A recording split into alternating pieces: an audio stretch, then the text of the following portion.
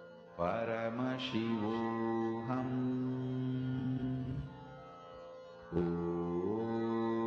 Nityananda Paramashivoham. Om Nityananda Paramashivoham. Om Nityananda Paramashivoham.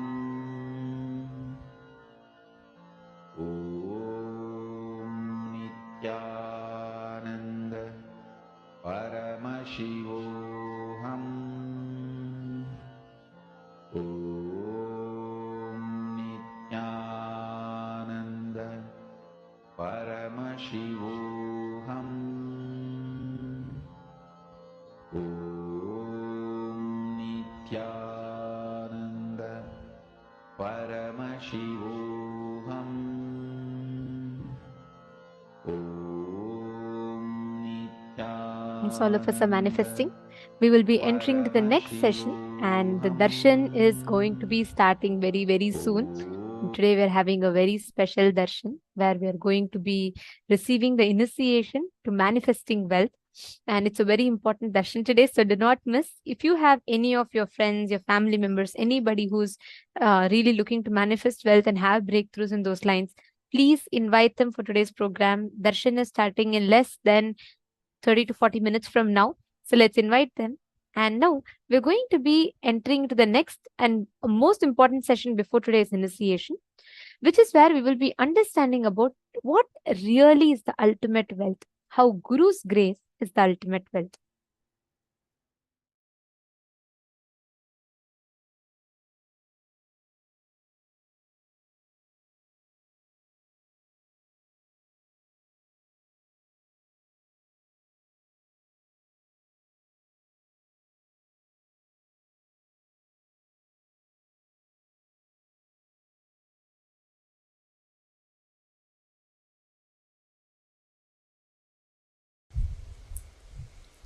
There are only two forces in your life.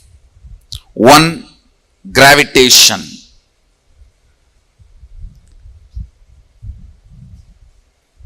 I'll explain. Listen carefully. What is gravitation in your inner space? Listen. I'm not just talking about the external gravitation force. I'm talking about gravitation power, or I should say powerlessness. Moving with the logic of this is the past, because of that this is the way the future will be. This is the way past was, because of that this is the way the future is going to be, is gravitation. Listen. If your thought current to run your life, oh, this is the way my past was, and this is the way my future is going to be, it is called logical lifestyle. That thought current is gravitation. There is one more energy current. Please understand.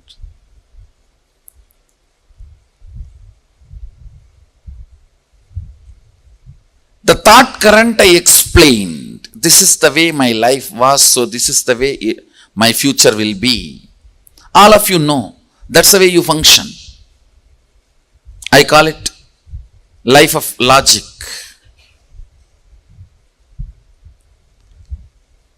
But there is another one. Energy current.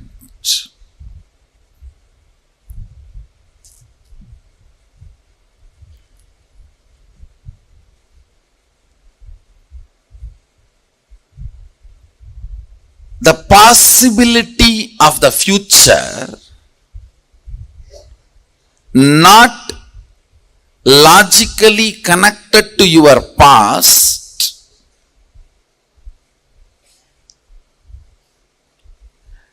not logical continuity of your past because of some conscious intervention.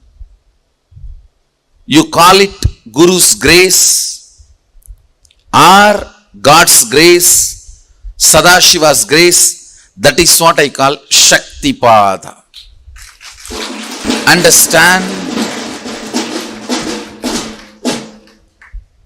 Blessed are those in whose life Shaktipada has happened. Before Shaktipada, life is logical.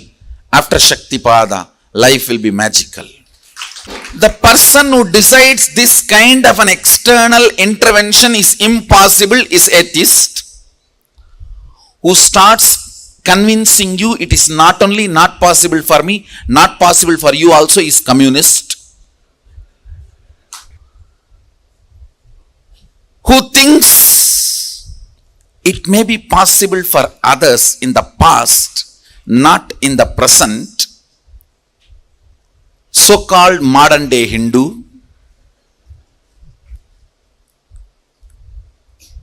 It is possible for me also, maybe if I practice when I am about to die, agnostic.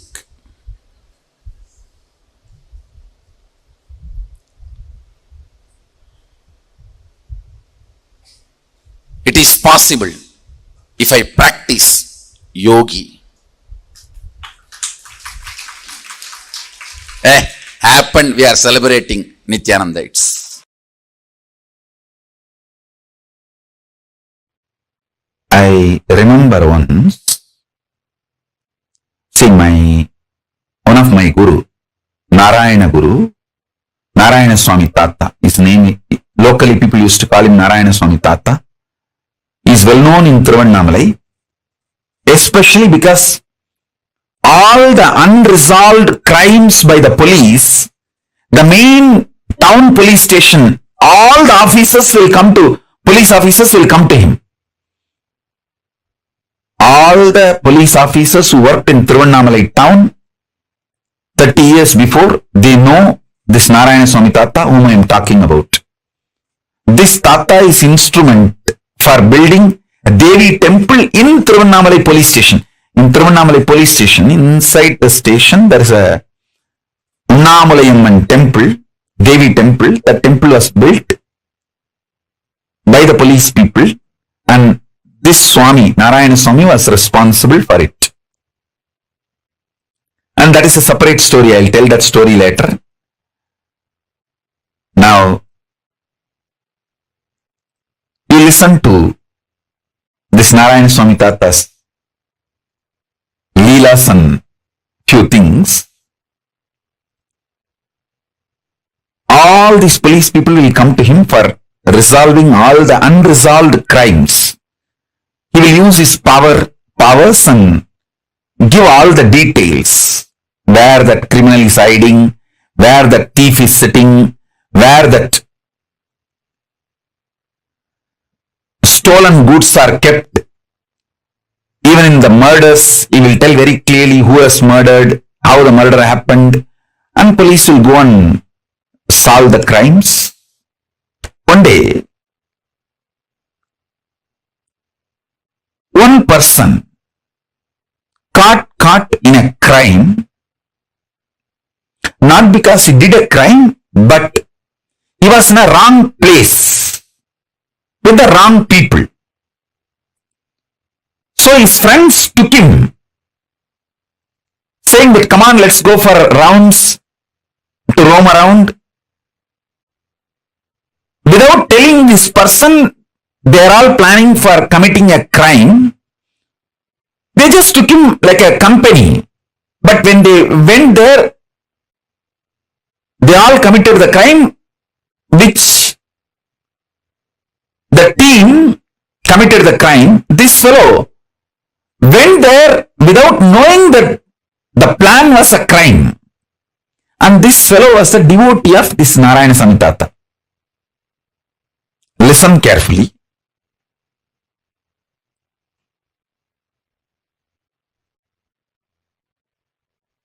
his name, that person's name, I still remember, Sivan Pillai. That Sivan Pillai is a devotee of Narayana Tata. That Sivan Pillai was called by his friends, come on, let's go for a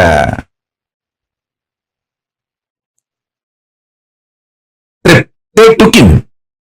But his friends did not tell that they are planning to commit certain crime and they are taking this fellow along with them for that crime.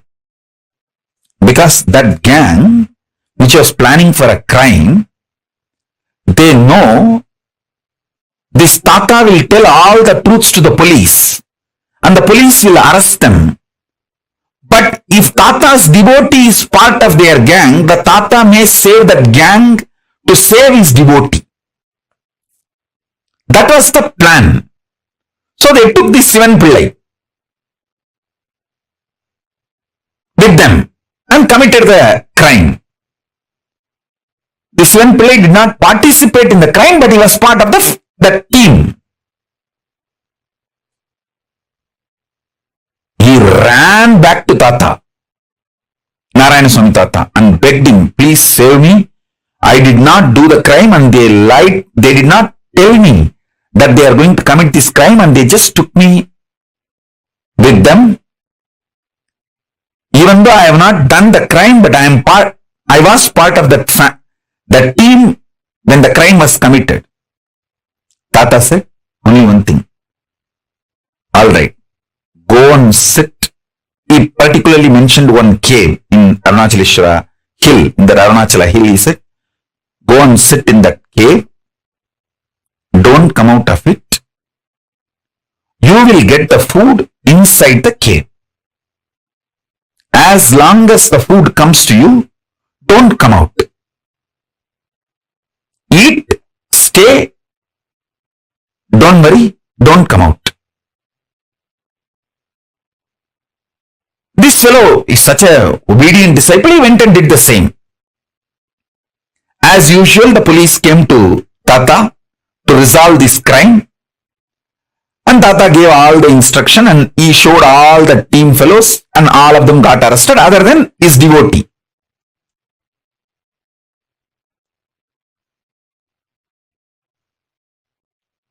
Those fellows got arrested and put in jail.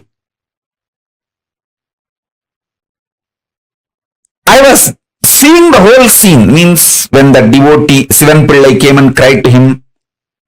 I think that Sivan Pillai must be still alive in Tiruvannamalai. Because at that time he was 30 maybe. So now he may be 70 or 60s. He may be still alive. I'll tell our autobiography team to go and interview him and bring him to pre-satsang hosting if he is still alive. He can narrate the whole incident. All of you can enjoy it. And I was witness for both the scenes when Sivan Pillai came and cried and then police came and reported the crime and he resolved the whole crime and everything. I asked Tata, you could have just saved Sivan Pillai because he did not commit the crime, he was only in the scene. If you did not tell his name, that's enough. Police is not going to go and arrest him. Why did you tell him to go and sit in the cave? Then Tata told me, hey, Illada Thambi, he told me in Tamil, I'll tell exactly in Tamil and then translate. Illada Thambi, அவனுக்கு பந்தனம் இருக்குடா, அதனால பந்தனத்தை பந்தன யோகமா மாத்தத்தான் குகைக்குள்ள போய் உட்கார்ந்து தியானம் பண்ண சொல்லிட்டுண்டா. இப்ப பந்தன சாபத்திலிருந்து பந்தன யோகமா மாத்திட்டேன்டா, அவனுக்கு பிரச்சனை சால்வ் ஆயிருச்சு. Means he was supposed to get arrested in the graha situation. He asked the jail, instead of jail, he changed it into bandhana yoga, means withdrawal from society. And he was meditating, and the same punishment is now used as transformed into tapas, and that fellow got some powers because he obeyed the Guru work. See, if he has gone to jail, he would have been physically, mentally broken, lost all the best things he had in his life.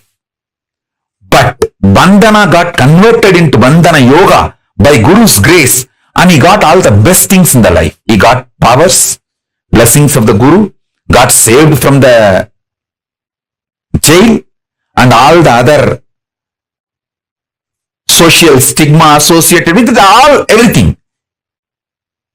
He got all the best instead of all the worst. The Guru's grace, Guru Bhakti. And that fellow was so deeply devoted to the Guru, he just obeyed. Whatever Guru said, he did not say, oh, how will I get food, how will I get water, how will I go for 1, 2, 3. He did not ask any of the questions. He just went and sat in that cave, did not come out. And even I don't know how many days he was there and how he managed 1, 2, 3. I know for sure after that he was very healthy. And he did not have any legal or any problem. And he started even manifesting powers because he obeyed the Guru's words. The possibility of bandhana became converted into bandhana yoga. Bandhana shapa got converted into bandhana yoga by Guru's grace. Guru can change everything. I should say, listening to Guru can change everything. More than Guru can change everything. Listening to Guru can change everything.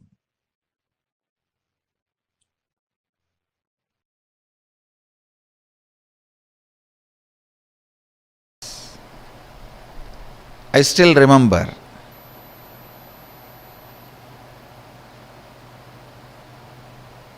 I was 8 or 9-year-old boy sitting with two of my gurus. I had the fortune of having 4 or 5 gurus continuously making all their time and energy available to me. So 2 of my gurus, I was sitting with 2 of my gurus, and the temple bell rang. The lifestyle in Arunachala is so beautiful. You know it is morning only when you hear the temple bell. You know it is breakfast time by listening the crackers in the temple. Every puja there will be temple crackers. All the 6 pujas there will be temple crackers. Only listening to that sound we know the time. So the temple bell rang, means Nevedyam. The food is being offered to Sadashiva. Both my gurus immediately looked at me and said, go and bring the prasadam. After the Nevedyam is done, it will be given to all the devotees. It will be shared with all the devotees. They both were sitting in one corner and asked me, go and bring. I went to the place where they distribute the prasadam and waited. Puja was over. The rituals got completed and they started serving. And I stretched my hand and the priest gave 1 share. It's like one share itself will be almost like half a kg rice. In one big leaf they'll give.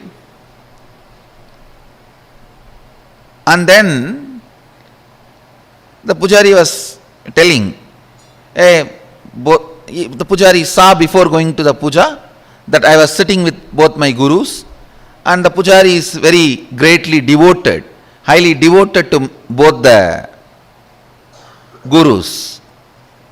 So the pujari saw and told me, hey, take two more for them also, they are sitting. Take one for you, take two more for them. I was little reluctant because one of the boy and girl who were my classmates are standing in the queue next to me. They will laugh at me, taking so much, all for one person. So for this purpose only you are sitting in the temple whole day. That's the way they usually make fun of kids. So, and I know already they are gazing at me in the mood of making fun. I felt little pride. I am from a big family, and again I have been told from beginning that you are from big family and you have to behave yourself like that in the public. So I told the pujari, no need, this is enough, and I brought the Naivedyam to both my gurus. They asked, hey, where is our share? Did the pujari not give? As if they both eat. Actually, both the fellows doesn't eat anything. Very rarely they will touch and put 2-3 grains in the mouth and give it to other people who are sitting with them. And I said, no, you don't eat. You eat rarely. This is more than enough for all three of us. They asked, no, did that pujari give or not? I said, yes, he gave. He wanted to give. He asked me, take two more to both the swamis. Then they asked, why did you refuse? No, behind me my classmates are standing. They will make fun of me that I am taking so much. Am I going to eat so much? And for this food only I am in the temple. They will tease me. I don't want to get teased by them, so I brought only my portion. Till this moment they were very casual, laughing, smiling. Immediately I saw Kuppamal staring at my eyes and saying, go to their shop street and beg and bring the food. That's the word she uttered. They both own a shop. This means their father owns a shop. The same street where my father also owns shop, and the whole street is literally ruled by my grandfather. He is the head of that whole association. So I always walk in that street with the pride. I am a grandson of this guy, And all the shop owners are either family or friends. So any shop we enter and eat anything, whether it is jaggery or dal or anything in any of the shops is free, and we'll directly go and sit. And in village actually we know literally everyone's name, and it's a different lifestyle. But in that same street I have to beg now. All will make fun. What happened to your grandfather and his wealth? They will ask all questions and they will tell my grandfather. That is the next problem. That your grandson is begging in the street. Why you are not giving food for him? Of course, one good thing I had. I think this is the greatest boon Sadashiva gave. Just obeying the Guru Vak. I think that's the greatest wealth I brought with me, I tell you. The future may think future may describe various things as my main contribution. Some may say my Gurukul is my contribution, and some may say the science of manifesting powers is my great contribution. Some may say science of enlightenment is my great contribution. But I tell you, the greatest thing I brought, which was useful for me, is surrender to the Guru Vak.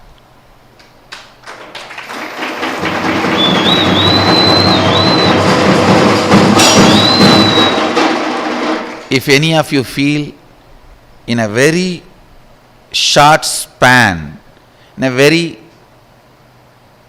young age, in small number of years, I have done big work.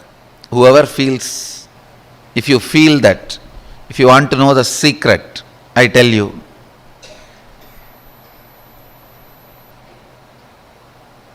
complete surrender to the Guru Vak, to the letter and spirit, that reduced lot of time wastage. The moment my Guru said, go and beg the same street, in the same shop and bring food, I know now it is a serious. It's not casual. It's not fun anymore. It means I have done something out of my pattern or out of the context which my masters are correcting. I tell you, I stood up, straight went to that street, begged, and brought whatever I got. Naturally, all friends, family, they all gave so many things. I have to take a small pulling cart. In villages, there will not be rickshaw, the hand pulled cart. So I have to hire a small hand pulled cart to bring all the items I got as bhiksha to my Guru. So I hired a small vehicle and brought the whole thing and put it at the feet of both the Gurus, and I realized, understand, that was one of the greatest realization I had.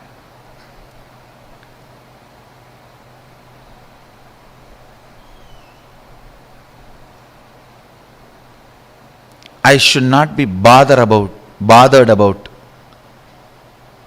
imaginary opinions of others. I tell you,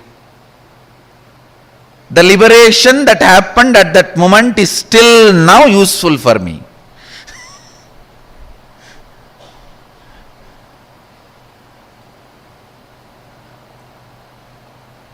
Next day I had a chance to talk to both my friends. They were asking me, hey, why were you going for bhiksha in all the shops? Did you do any prayer, or is it any divine commitment? In villages we have a habit that if somebody is sick, they pray to Venkateshwara and Kuladevata, that they will go for bhiksha and bring and offer it in the undi. Still we do that. Every Puratasi month, all the Vaishnavas, they go for bhiksha and take it and offer it to Vishnu temple, and Shaivites every Margasirsha month go for bhiksha and offer it to the Shiva temple. They asked, when both the friends asked me that, hey, did you have any prayer? Why were you begging? In the mind I was thinking, only you fellows are responsible for my begging. And only now I understand, you guys did not even have the idea which I was thinking you guys will be having. After 50, if I come out of one pattern, then what about the second pattern? That 90. Third pattern?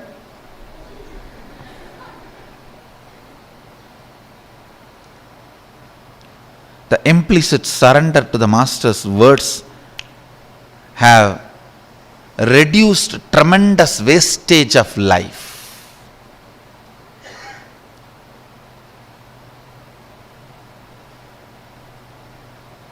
Money saved is money earned.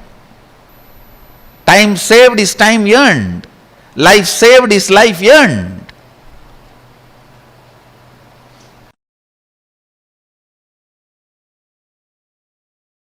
Somebody has asked me, there's one more question.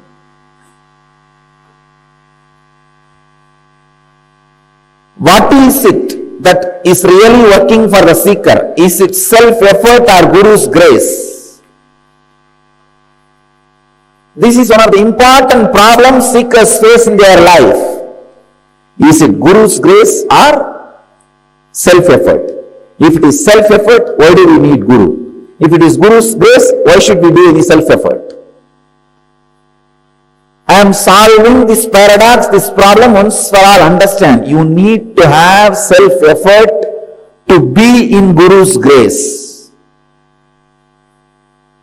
You need to have Guru's grace to have self-effort.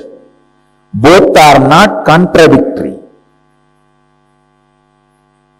When you catch Guru's grace, put your self-effort to be in that grace. Avoid all the negative talks, negativity about the Master and you.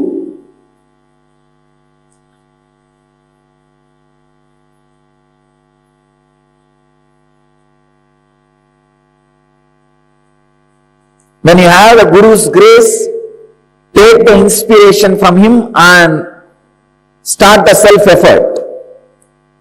When you have the self-effort, put the effort to be in Guru's grace. When you have Guru's grace, use that grace to create self-effort. You need to have self-effort to sit in Guru's grace, to be soaked in Guru's grace every day.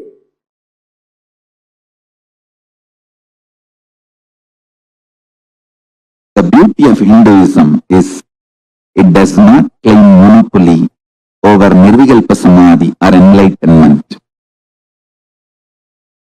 Everywhere, the sincere people receive Nirvikalpa Samadhi, enlightenment, superconscious breakthrough. Be very clear. Anywhere the sincere people receive Nirvikalpa Samadhi and superconscious breakthrough. Now,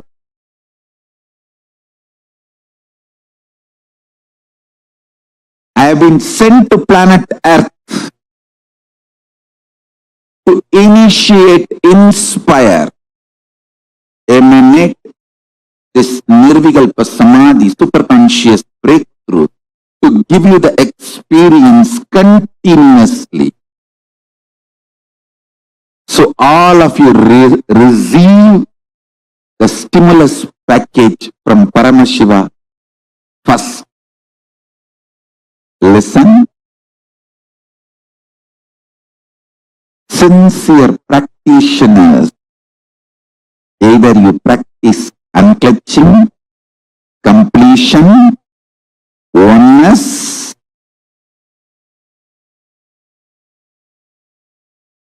ajapa japa of Mahavadya, intense yoga, sincere puja, any of these practices I initiated you into deep feeling connection. You are qualified to receive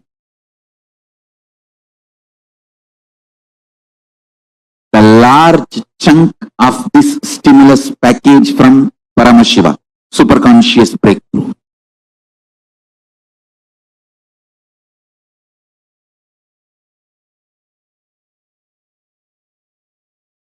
One good news is with Paramashiva there is no separate lobbying. Just if you are sincerely doing it, that is enough. It is just literally you are bombarded with super consciousness. Paramashiva searches, seeks wherever the seekers are. He seeks the seekers and bombards them with a superconscious breakthrough.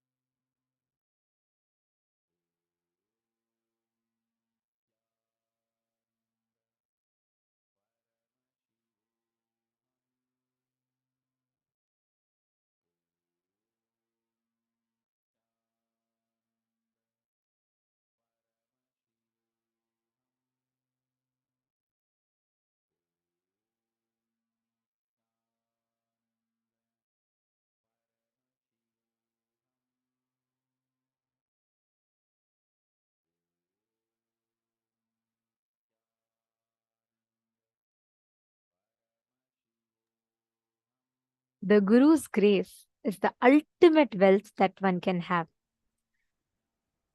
What Swamiji revealed just now reminded me of a very beautiful verse from Sri Adi Shankaracharya, where he sings, Shariram surupam tatha vakalatram yasascharu chitram dhanam merutulyam manaschena lagnam gurorangri padme tata kim tata kim tata kim tata kim.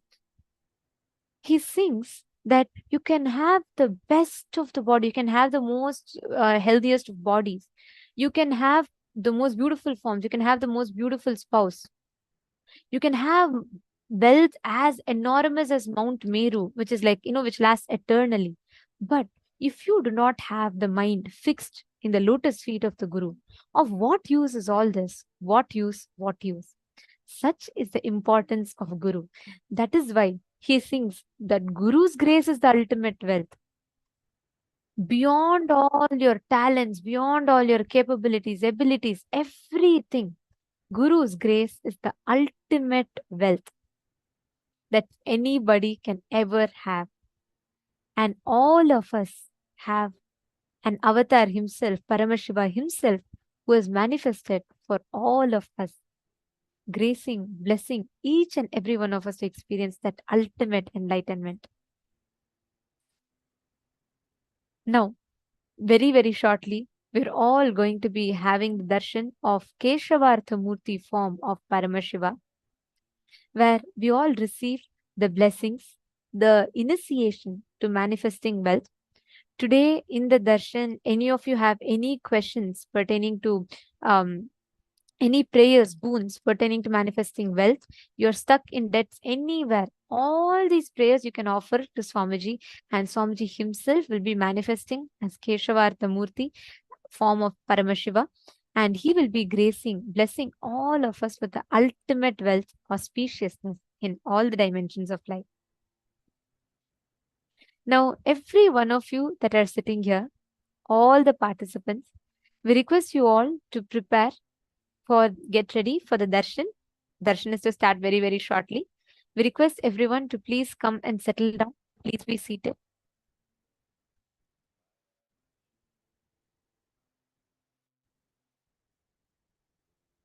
And make sure you're all visible.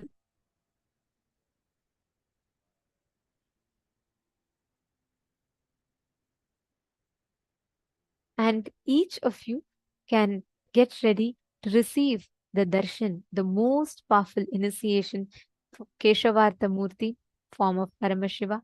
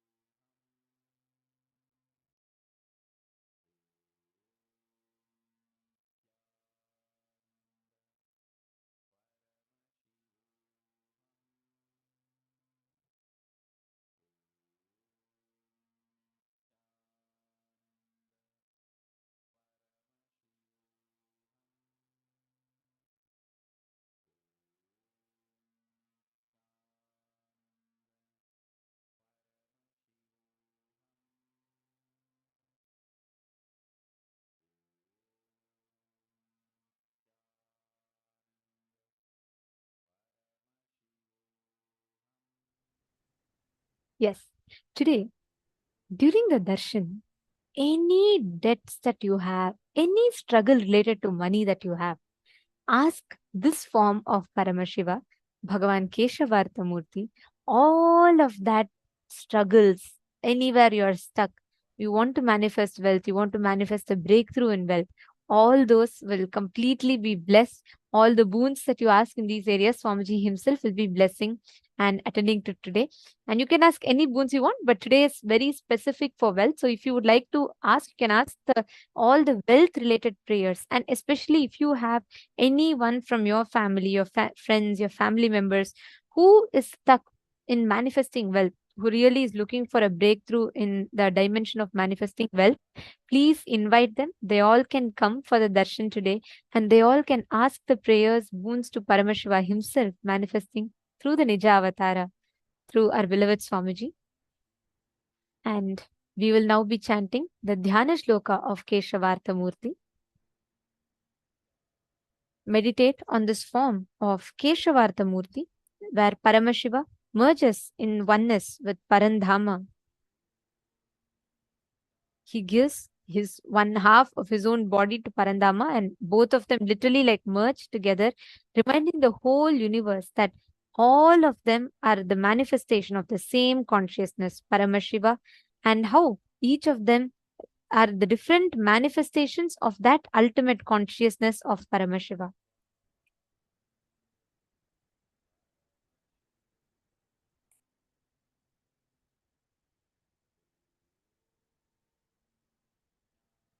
तव्यांगे विद्रुमाभं शशिधरवकुटं भस्मरुद्राक्षभूषं वामाङ्गे श्यामलाभं मणिमकुटयुतं पीतवस्त्रातिशोभम् सव्येटङ्काभयं स्यादितकरयुगे शङ्खं कौमोदिकी स्यात् किञ्चिल्ललाटनेत्रं विलसतु पुरतरः श्रीहरेर्धदेहम्.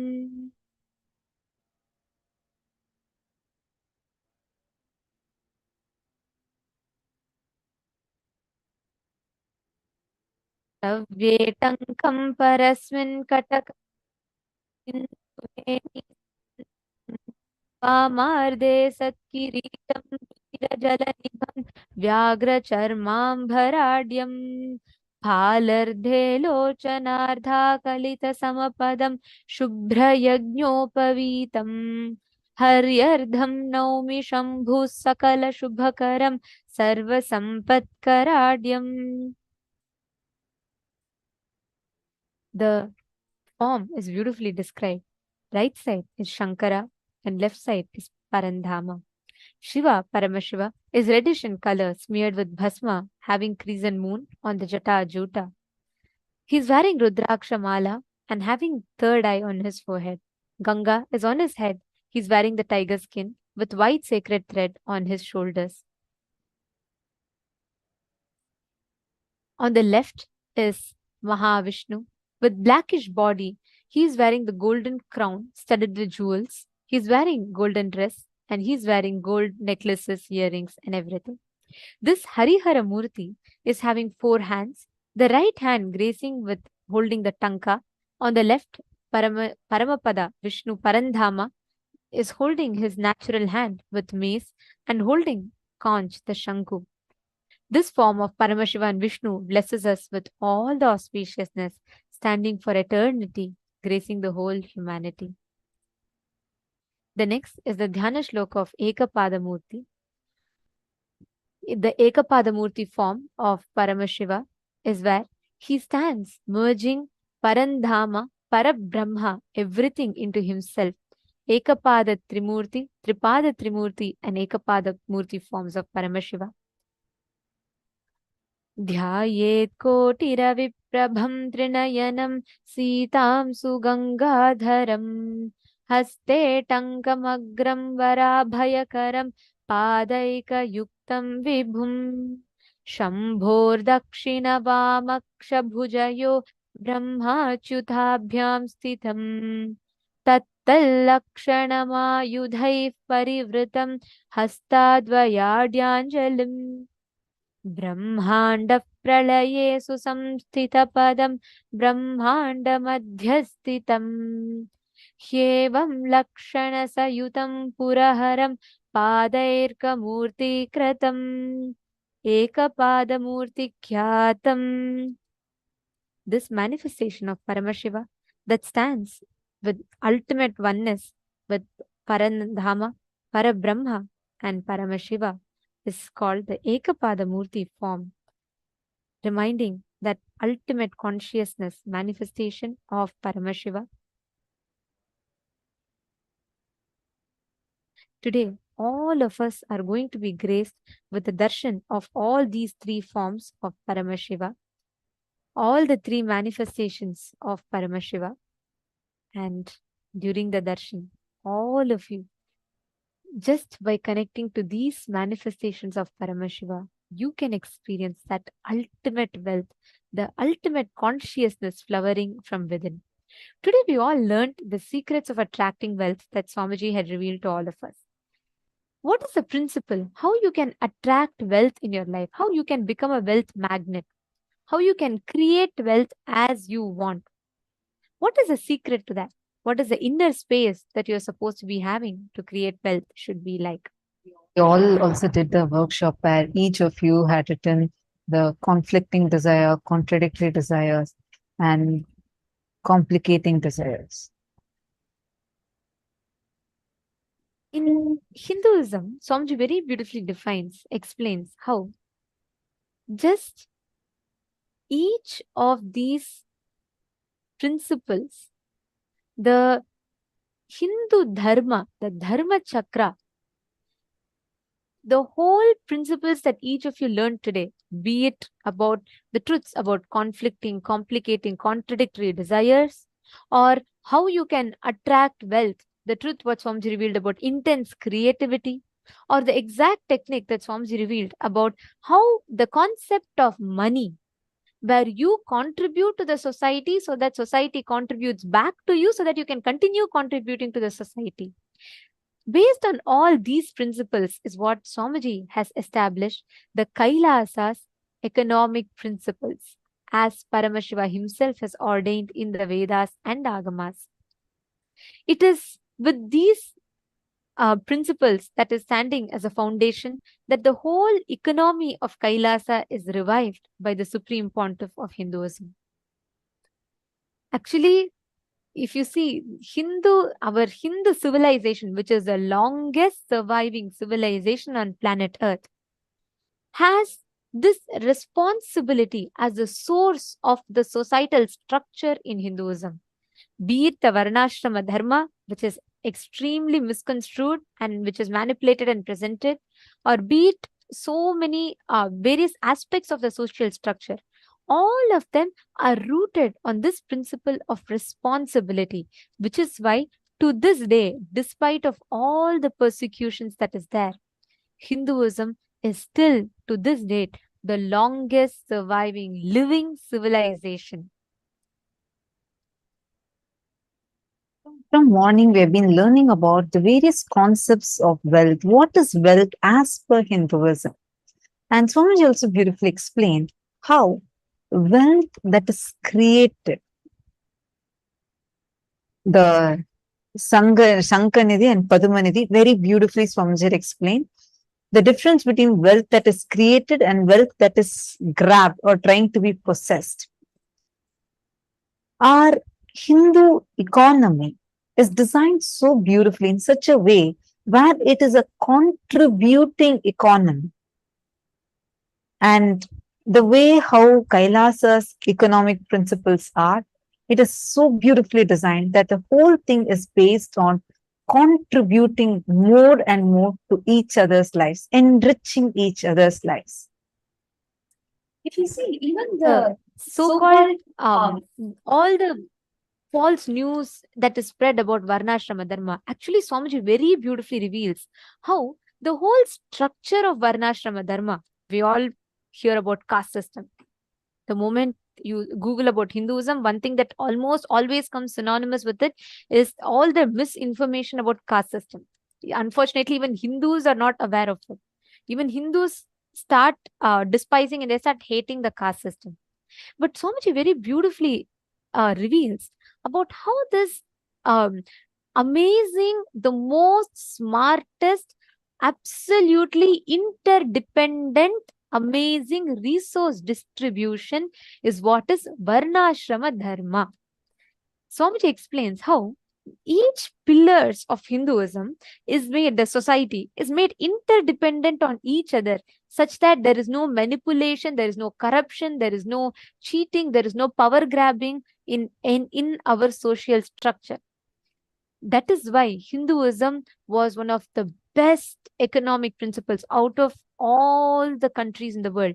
Just Akhanda Bharata alone contributed to 64% of global GDP at its zenith.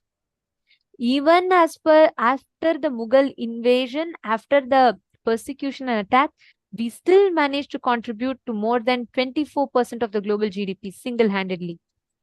Our system was so beautifully, meticulously designed in such a way that all the major pillars of the society are interdependent. Swamiji explains how knowledge, weapons, wealth, and land. These four are the main pillars of Hinduism, right? If you see, the knowledge was vested with the Brahmana Varna. All the knowledge, all the best knowledge of Hinduism was given to the Brahmana Varna. All the weapons and the knowledge about the weapon arts, everything was given to the Kshatriya, who took the responsibility to protect the whole land, to protect the community.